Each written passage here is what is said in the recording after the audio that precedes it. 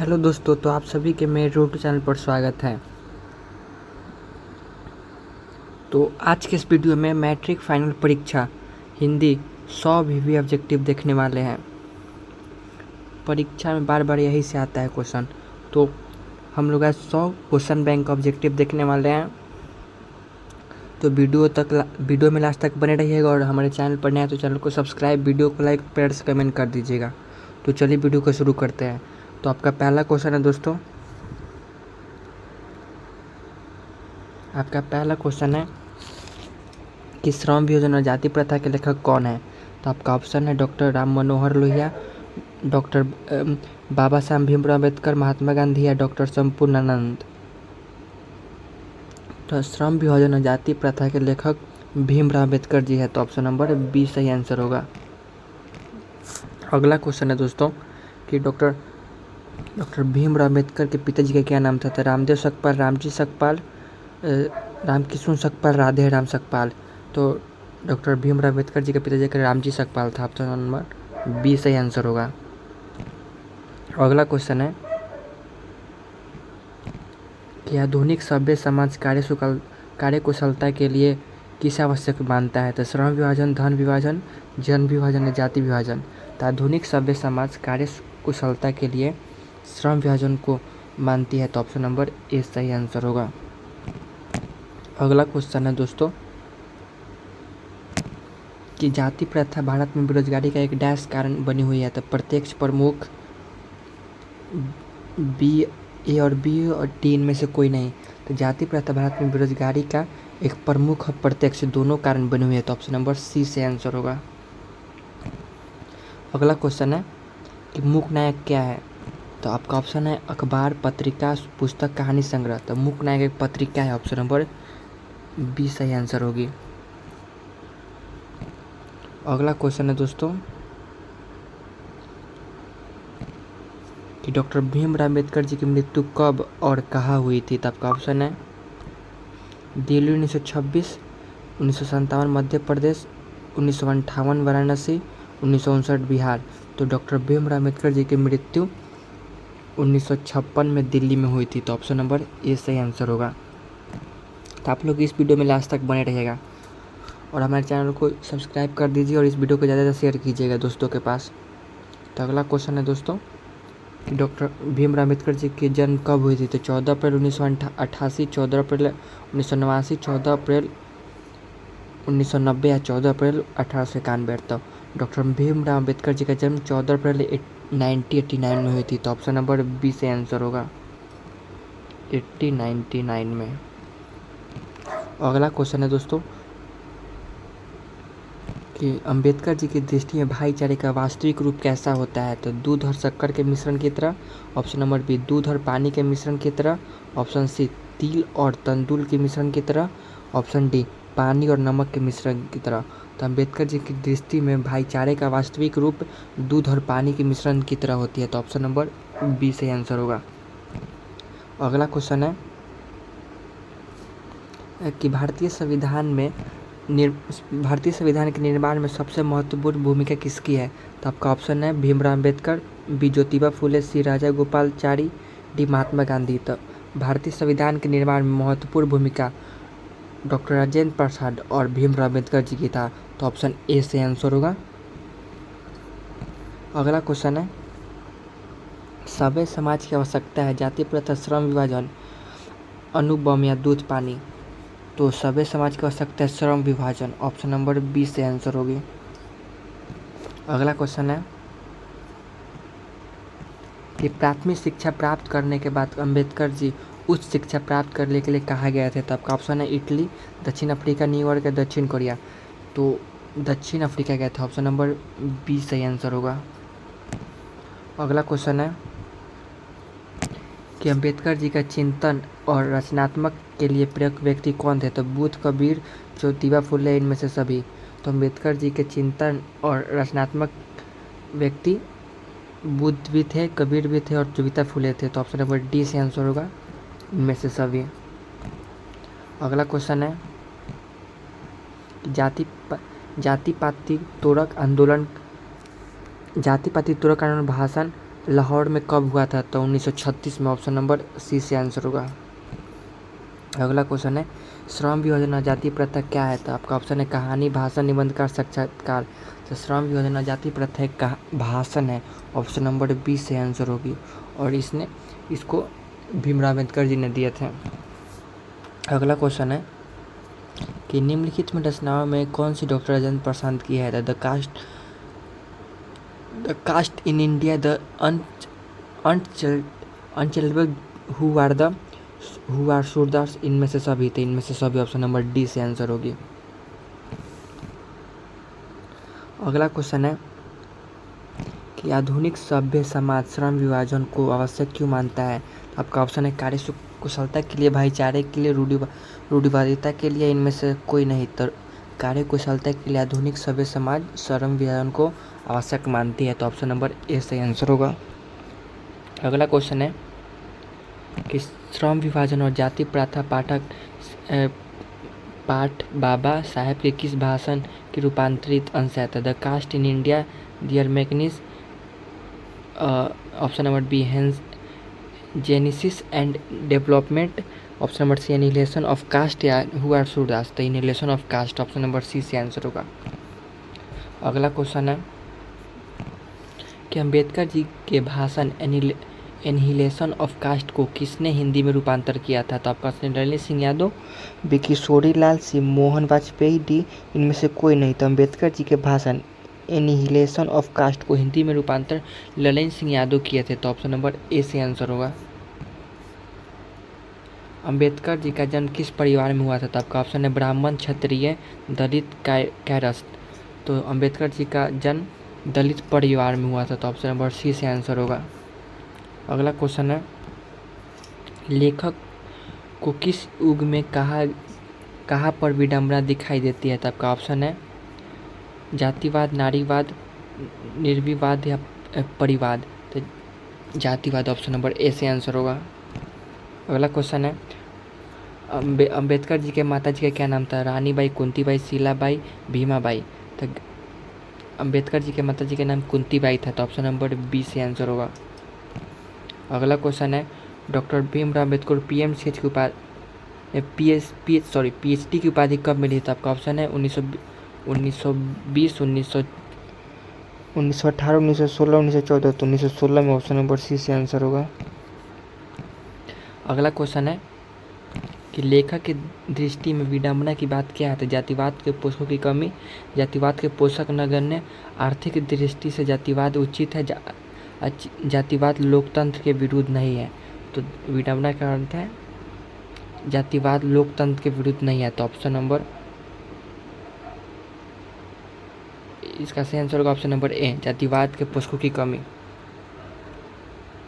नहीं दोस्तों, इसका सही आंसर होगा ऑप्शन नंबर डी, जातिवाद लोकतंत्र के विरुद्ध है, नहीं है। अगला क्वेश्चन है, वो क्वेश्चन में कुछ मिस्टेक है तो हम बाद में इसको देखेंगे।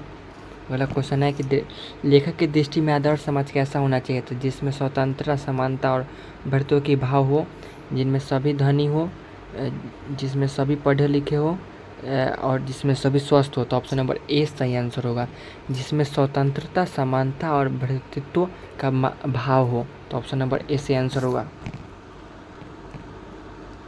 अगला क्वेश्चन है कि लेखक बेरोजगारी का प्रमुख और प्रत्यक्ष कारण किसे मानते थे? शिक्षा, जनसंख्या, जाति प्रथा या उद्योग धंधों की कमी। तो प्रमुख और प्रत्यक्ष अशिक्षा, ऑप्शन नंबर ए से आंसर होगा।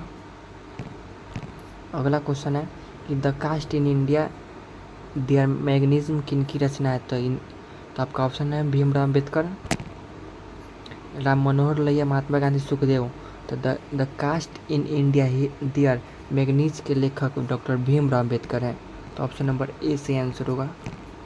अगला क्वेश्चन है आर्थिक पहलू से भी जाति प्रथा क्या है? तो आर्थिक पहलू से भी जाति प्रथा का हानिकारक है, ऑप्शन नंबर बी से आंसर होगी। अगला क्वेश्चन है कि डॉक्टर भीमराव अम्बेडकर का जन्म कहाँ हुआ था? तब का ऑप्शन है महू मध्य प्रदेश, गोरखपुर उत्तर प्रदेश, डुमराव बिहार, दानकुनी पश्चिम बंगाल। तो डॉक्टर भीमराव अम्बेडकर का जन्म महू मध्य प्रदेश में हुआ था 14 अप्रैल 1889 में। अगला क्वेश्चन है कि डॉक्टर डॉक्टर भीमराव अम्बेडकर किस पत्रिका का संपादन किया थे? तो आपका ऑप्शन है उज्ज्वल भारत, उड़ता भारत, भविष्य भारत, उत्कृष्ट भारत। तो उज्ज्वल भारत ऑप्शन नंबर ए से आंसर हो गया। अगला क्वेश्चन है भारतीय संविधान का निर्माण के रूप में हम किन्हें जानते हैं? तो महात्मा गांधी, भीमराव अम्बेडकर, पंडित जवाहरलाल नेहरू, सुभाष चंद्र बोस। तो भारतीय संविधान के निर्माण के रूप में हम भीमराव अम्बेडकर जी को जानते हैं। तो ऑप्शन नंबर बी से आंसर होगा। अगला क्वेश्चन है द इनहिलेशन ऑफ कास्ट को हिंदी में किसने रूपांतरित किया था? तो आपका ऑप्शन है भीमराव अम्बेडकर, ललन सिंह यादव और नलिनी विलोचन शर्मा, इनमें से कोई नहीं। तो ललन सिंह यादव ने एनिहिलेशन ऑफ कास्ट को हिंदी में रूपांतरित किया था। तो ऑप्शन नंबर बी से आंसर होगा। अगला क्वेश्चन है कि जाति पाति तुरक आंदोलन कहाँ हुई थी? तो आपका ऑप्शन लाहौर, मुंबई, हैदराबाद, दिल्ली। तो जाति पाति तुरक 1936 को लाहौर पाकिस्तान में हुआ था। ऑप्शन नंबर ए से आंसर होगी। अगला क्वेश्चन है कि डॉक्टर भीमराव अम्बेडकर जी का मृत्यु कब हुई थी? तो 1956, 1957, 1958, 1959। तो भीमराव अम्बेडकर जी मृत्यु दिल्ली 1956 में हुई थी। तो ऑप्शन नंबर ए सही आंसर है। अगला क्वेश्चन है मूक नायक क्या है? तो मूक नायक एक पत्रिका है। ऑप्शन नंबर बी सही आंसर होगा।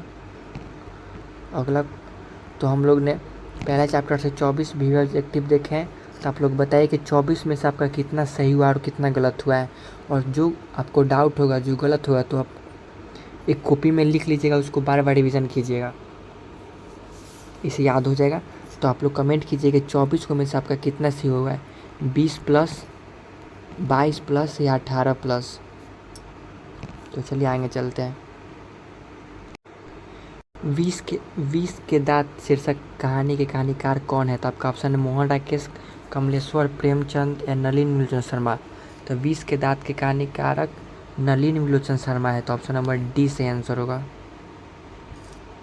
अगला क्वेश्चन है कि गिरधरलाल कौन था? तो कासू के पिता, मदन के पिता, रजनी का पिता या शेफाली का पिता।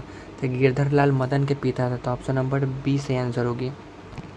अगला क्वेश्चन है मदन ने कासू के कितने दांत तोड़े थे? तो आपका ऑप्शन है 3, 2, 1, 2, 4। तो मदन ने कासू के 2 दांत तोड़ दिए थे। तो ऑप्शन नंबर सी से आंसर होगा। अगला क्वेश्चन है कि नलिनी विलोचन शर्मा के माता जी का क्या नाम था? तो पद्मावती, कलावती शर्मा, रत्नावती शर्मा या इंद्रवावती शर्मा। तो नलिनी विलोचन शर्मा के माता जी का नाम रत्नावती शर्मा था। ऑप्शन नंबर सी से आंसर होगा। अगला क्वेश्चन है कि नलिनी विलोचन शर्मा के कहानियों में किसके तत्व समग्रता के से उभकर आए हैं? तब का ऑप्शन है राजनीतिकता, मनोवैज्ञानिकता या सामाजिकता, इनमें से सभी। तो इसका सही आंसर होगा मनोवैज्ञानिकता। ऑप्शन नंबर बी से आंसर है। अगला क्वेश्चन है दोस्तों कि मोटर कार को किससे खतरा हो सकता है? तो आपका किसको बोला था? तो आपका ऑप्शन है ड्राइवर को, मदन से, खोखा से, इंजीनियर से। तो खोखा से हो सकती है ऑप्शन नंबर, और इसका उम्र 5 से 6 साल था। तो ऑप्शन नंबर सी से आंसर होगा। अगला क्वेश्चन है खोखा खोखी भाषा किस शब्द का है? तो आपका ऑप्शन है तमिल, भोजपुरी, बांग्ला या हिंदी। तो खोखा खोखी शब्द बांग्ला का है। तो ऑप्शन नंबर सी से आंसर होगा। खोखा खोखी का अर्थ होता है बच्चा बच्ची। अगला क्वेश्चन है कि ऐसे ही लड़के आगे चलकर गुंडे, चोर और डाकू बनते हैं। तो यह पंक्ति कहानी किस पात्र से ने कही है? तो आपका ऑप्शन है सेन साहब की धर्मपत्नी, गिरधरलाल, सेन साहब या सोफर। तो सेन साहब कहे हैं कि आगे चल के ऐसे ही लड़के गुंडे, चोर और डाकू बनते हैं। अगला क्वेश्चन है दोस्तों कि खोखा खोखी का अर्थ क्या होता है? तो आपका ऑप्शन है बच्चा बच्ची, बाबा दादा, भाई बहन या चाचा चाची। तो बच्चा बच्ची ऑप्शन नंबर ए से आंसर होगा। अगला क्वेश्चन है खोखा के क्या नाम था? तो खोखा के कासू नाम था। ऑप्शन नंबर सी से आंसर होगा। अगला क्वेश्चन है कि 20 के दांत की ऐसी कहानी है। तो आपका ऑप्शन है सामाजिक, ऐतिहासिक, धार्मिक, मनोवैज्ञानिक। तो 20 के दांत एक मनोवैज्ञानिक कहानी है। ऑप्शन नंबर डी से आंसर होगा। आप लोग वीडियो को लाइक कीजिए आप लोग वीडियो को लाइक कीजिए और कमेंट कीजिए कि आपका कितना सही हो रहा है और कितना गलत हो रहा है, और ज़्यादा से ज़्यादा इस वीडियो को शेयर कीजिए।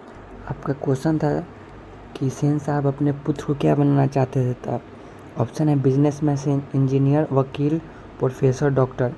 तो सेन साहब अपने पुत्र को बिजनेसमैन और इंजीनियर बनाना चाहते थे, तो ऑप्शन नंबर ए से आंसर होगा।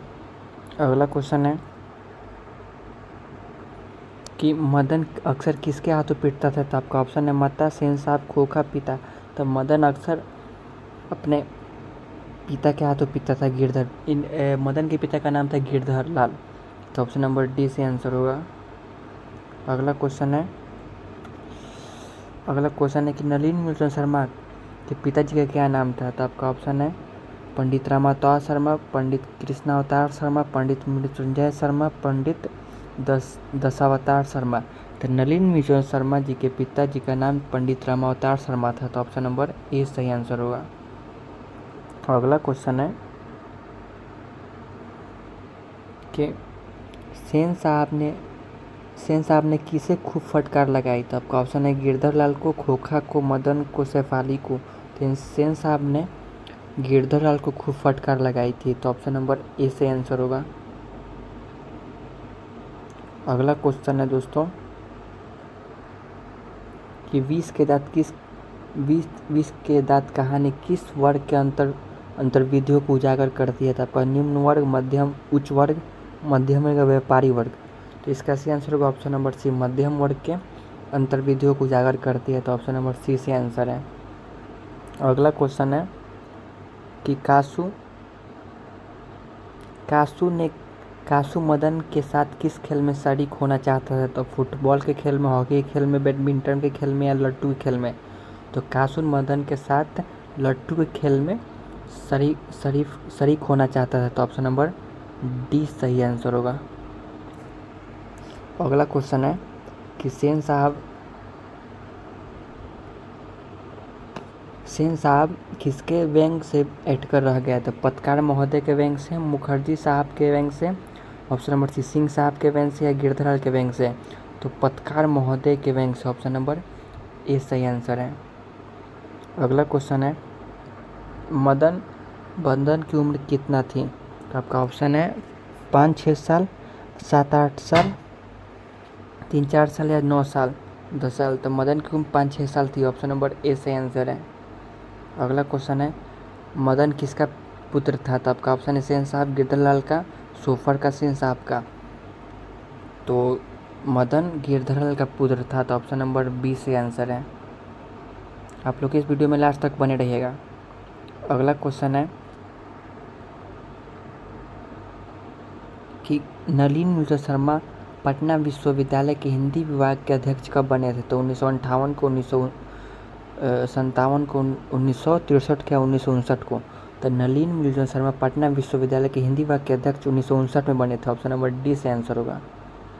और इस वीडियो को आप लोग ज़्यादा से शेयर कीजिए और लाइक कीजिए और कमेंट कीजिए। अगला क्वेश्चन है नलिनी मिलचंद शर्मा जी का जन्म कब हुआ था, तो 14 जनवरी 1915, 18 फरवरी 1916, 22 मार्च 1917, या 24 अप्रैल 1918। तो नलिनी मिलचंद शर्मा जी का जन्म 18 फरवरी 1916 में हुई थी, ऑप्शन नंबर बी से आंसर है। अगला क्वेश्चन है नलिनी मिलचंद शर्मा की मृत्यु कब हुई थी, तो नलिनी मिलचंद शर्मा की मृत्यु 14 सितंबर 1961 को हुई थी, तो ऑप्शन नंबर बी से आंसर है। अगला क्वेश्चन नलिनी मिलोचन शर्मा का जन्म कहाँ हुआ था, तो आपका ऑप्शन है गांधी घाट पटना, कृष्णा घाट पटना, बदर घाट पटना, या रानी घाट पटना। तो नलिनी मिलोचन शर्मा का जन्म बदर घाट पटना में हुआ था, तो ऑप्शन नंबर सी से आंसर है। अगला क्वेश्चन है कि दृष्टिकोण किसकी रचना है, तो आपका रामावतार वार शर्मा, नलिनी मिलोचन शर्मा, मोहन राकेश, प्रेमचंद। तो दृष्टिकोण नलिनी मिलोचन शर्मा की रचना है, तो ऑप्शन नंबर बी से आंसर है। अगला क्वेश्चन है लड़कियां क्या है, कठपुतलियां है, किसे इस बात पर गर्व था, तो उनके माता पिता के गर्व था, ऑप्शन नंबर डी से आंसर होगा। उनके माता पिता बोलते थे कि लड़कियां क्या है, लड़कियां तो कठपुतली है। अगला क्वेश्चन है कौवों की जमात में शामिल होने के लिए कौन ललक गया? तो आपका ऑप्शन है कबूतर, हंस, बतख या मछली। तो कौवों की जमात में शामिल होने के लिए हंस ललक गया, तो ऑप्शन नंबर बी से आंसर होगा। अगला क्वेश्चन है, किसके अनुसार सेनों ने सिद्धांतों को भी बदल दिया था? तो आपका ऑप्शन है बेटियों के अनुसार, खोखा के अनुसार, मदन के अनुसार, गिरधरलाल के अनुसार। तो सेनों ने खोखा के अनुसार सिद्धांतों को भी बदल दिया था, तो ऑप्शन नंबर बी से आंसर होगा। अगला क्वेश्चन है, सेन साहब की कितनी लड़कियां थी? तो सेन साहब की 5 लड़कियां थी, ऑप्शन नंबर सी से आंसर होगा। अगला क्वेश्चन है, सोफर का शब्द का अर्थ क्या होता है? तो सोफर का शब्द का अर्थ आपका ऑप्शन है सभ्यता, संबंध, निर्मलता या ड्राइवर। तो सोफर शब्द का अर्थ ड्राइवर होता है, ऑप्शन नंबर डी से आंसर होगा। आपका अगला क्वेश्चन है, आज हम लोग 100 वीवी ऑब्जेक्टिव देखने वाले हैं, क्वेश्चन बैंक का 100 ऑब्जेक्टिव। तो अगला क्वेश्चन है, सिख धर्म के प्रवर्तन किसे कहा गया है? प्रवर्तन किसने दिया है?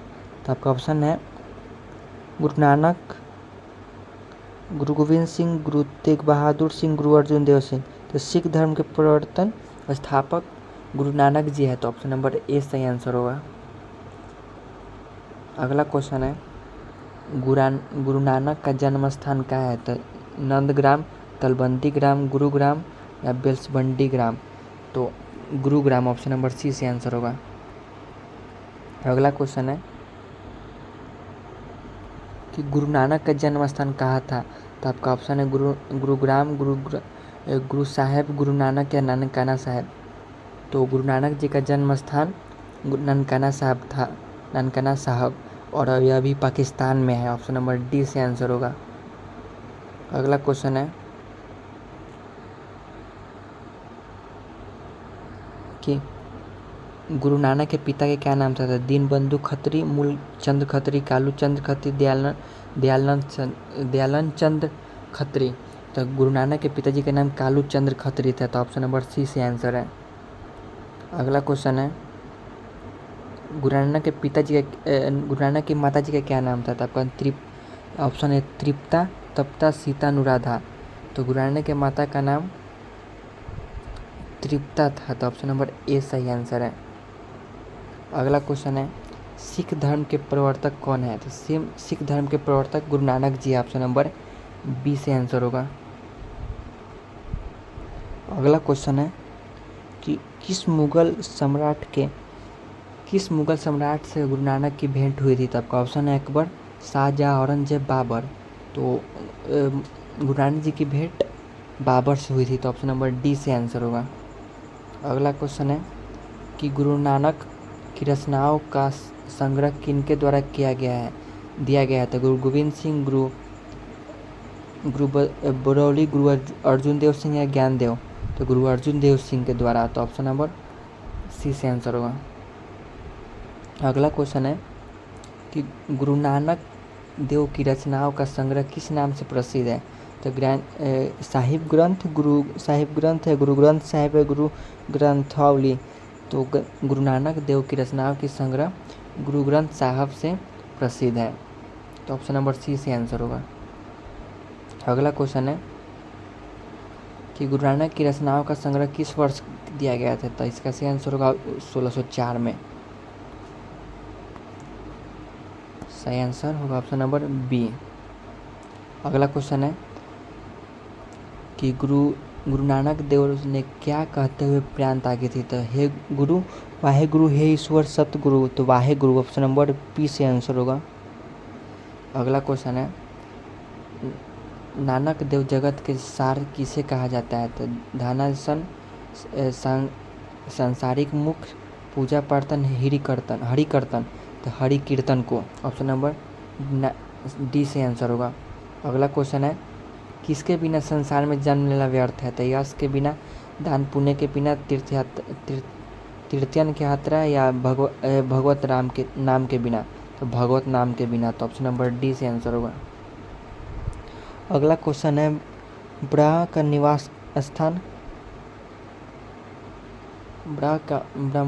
निवास स्थान, तो मंदिर, जंगल, तीर्थ सतहृदय, तो सतहृदय ऑप्शन नंबर डी से आंसर है। अगला क्वेश्चन है महियल का नामक आधुनिक शब्द क्या है? तो महान आत्मा, महामानव, धरती पर या पहाड़ पर? तो धरती पर ऑप्शन नंबर सी से आंसर होगा। महिमहल का नामक आधुनिक शब्द धरती पर है, तो ऑप्शन नंबर सी से आंसर है। वाणी कब इसके समान हो जाती है? कड़वी बात बोलने पर, राम नाम के स्मरण के बिना, असत्य भाषण या मौन रहने पर? तो राम नाम के स्मरण के बिना, ऑप्शन नंबर बी से आंसर है। अगला क्वेश्चन है हरिरस किसे कहा गया है? तो हरिरस शारीरिक आनंद को कहा गया है, तो ऑप्शन नंबर बी से आंसर है। अगला क्वेश्चन है गुरु नानक किस भक्ति धारा के कवि है?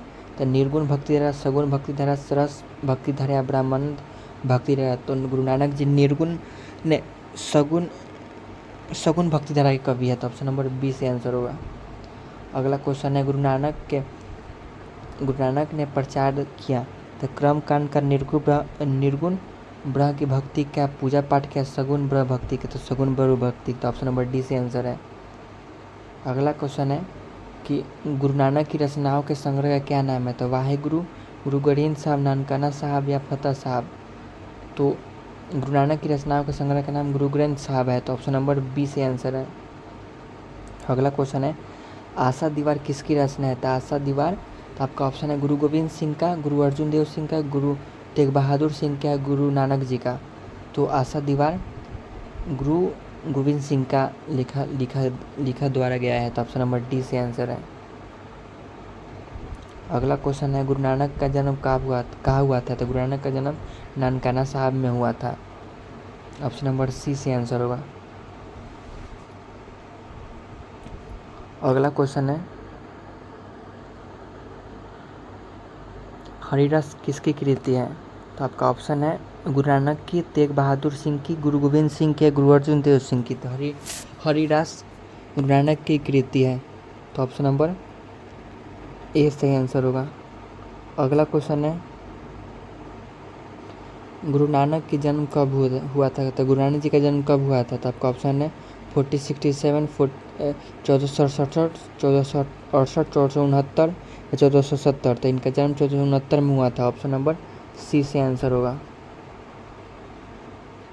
ऑप्शन नंबर सी से आंसर। अगला क्वेश्चन है गुरु नानक का जन्म कहाँ हुआ था? तो आपका ऑप्शन है अयोध्या उत्तर प्रदेश, दुर्ग मध्य प्रदेश, अमृतसर पंजाब या तलमंडी लाहौर? तो गुरु नानक जी का जन्म तलमंडी लाहौर में हुआ था, ऑप्शन नंबर डी से आंसर है। अगला क्वेश्चन है गुरु नानक के पिताजी का क्या नाम था? तो आपका ऑप्शन है गुरु नानक के पिताजी के नाम कालू चंद खत्री था, तो ऑप्शन नंबर सी से आंसर है। अगला क्वेश्चन है गुरु नानक की माता जी का नाम तृप्ता था, तो ऑप्शन नंबर बी से आंसर है। अगला क्वेश्चन है कि सुलक्षणी कौन थी? सुलक्षणी गुरु नानक जी की पत्नी थी, तो ऑप्शन नंबर डी से आंसर होगा। अगला क्वेश्चन है कि गुरु नानक के पद किस भाषा में रचित है? तो आपका हिंदी मिश्रित ब्रिज भाषा, अरबी मिश्रित ब्रिज भाषा या पंजाबी मिश्रित ब्रिज भाषा या तमिल मिश्रित ब्रज भाषा? तो गुरु नानक के पद पंजाबी मिश्रित ब्रज भाषा में रचित है, तो ऑप्शन नंबर सी से आंसर होगा। अगला क्वेश्चन है कि गुरु नानक के जन्म स्थान को क्या कहते हैं? तो गुरु नानक के जन्म स्थान को ननकाना साहब कहते हैं, तो ऑप्शन नंबर ए से आंसर है। अगला क्वेश्चन है दोस्तों कि ननकाना साहब कहाँ पे है? तो भारत में, पाकिस्तान में, श्रीलंका में, नेपाल में? तो पाकिस्तान में, ऑप्शन नंबर बी से आंसर है। अगला क्वेश्चन है दोस्तों कि गुरु नानक की रचना है, तो गुरु नानक की रचना सोहिला, जप्पू जी, आशा दीवार तीनों है, तो ऑप्शन नंबर डी से आंसर होगा। अगला क्वेश्चन है गुरु नानक ने किन्हें सम्मान दिया है? तो गुरु नानक ने स्त्री को सम्मान दिया है, तो ऑप्शन नंबर सी से आंसर होगा। अगला क्वेश्चन है कि कौन पहले संत है जिन्होंने विदेशी आक्रमणकारियों को विरोध में आवाज़ उठाई थी? तो आपका ऑप्शन है गुरु तेग बहादुर सिंह, गुरु अर्जुन देव सिंह, गुरु ग्रंथ साहब या गुरु नानक जी? तो Guru Nanak ji, option number D से आंसर होगा। अगला क्वेश्चन है, जो नर दुख में न दुख नहीं माने, ये किस लेखक की कृति है? तो गुरु नानक जी की। तो ऑप्शन नंबर बी से आंसर होगा। गुरु नानक का कथन किस कवि के कथन से मिलता है? तो कबीर दास से। तो ऑप्शन नंबर बी डी से आंसर होगा। अगला क्वेश्चन है, गुरु नानक की मृत्यु कब हुई थी? तो गुरु नानक की मृत्यु आपका ऑप्शन है 1540, 1560, 1539, 1565। तो इनका मृत्यु 1500 लगभग 1540 में हुई थी। तो ऑप्शन नंबर ए से आंसर है। तो आज के इस वीडियो में हम लोग 100 ऑब्जेक्टिव देखे हैं क्वेश्चन बैंक का। तो आप लोग बताइए कि 100 गो में से कितना ऑब्जेक्टिव आप लोग का सही हुआ और कितना गलत हुआ है। बताइए कि आपका 90 प्लस सही हुआ है कि 70 प्लस सही हुआ है या 80 प्लस सही हुआ है। जो क्वेश्चन आपको गलत हुआ वो आप लोग लिख लीजिएगा और उसको बार बार रिवीजन कीजिएगा। तो आज के इस वीडियो में इतना ही। धन्यवाद।